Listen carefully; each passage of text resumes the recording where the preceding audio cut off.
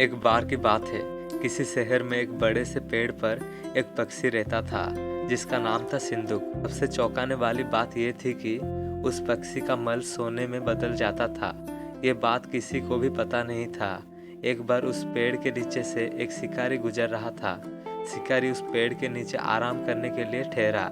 वो उसके सामने मल त्याग कर दिया। जैसे ही पक्षी का मल जमीन पर पड़ा, वो सोने में बदल गया। ये देखते ही शिकारी बहुत खुश हुआ और उसने उस पक्षी को पकड़ने के लिए जाल बिछाया। सिंदूक जाल में फंस गया और शिकारी उससे अपने घर ले आया।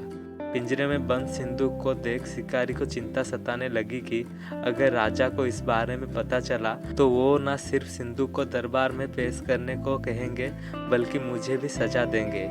ये सोचकर डर के मारे शिकारी ने खुद ही सिंदूक को राजा के दरबार में पेश कर राजा को सारी बात बताई। राजा ने आदेश दिया कि सिंदूक को सावधानी से रखा जाए और उसे अच्छे से खाना खिलाया जाए। ये सब सुनने के बाद मंत्री ने राजा को कहा, आप इस बेवकूफ़ शिकारी की बात पर भरोसा मत कीजिए। कभी ऐसा होता है क्या कि कोई पक्षी सोने का मल त्याग करे? इसीलिए अच्छा होगा कि इसे आज़ाद करने का आदेश दे। मंत्री की बात सुनकर राजा ने चिड़िया को आज़ाद करने का आदेश दिया। संदूक उड़ते उड़ते राजा के दरबार पे सोने का मल त्याग करके गया। ये देखते ही राजा ने मंत्रियों को उसे पकड़ने को आदेश दिया, लेकिन तब तक वो पक्षी उड़ चुका था।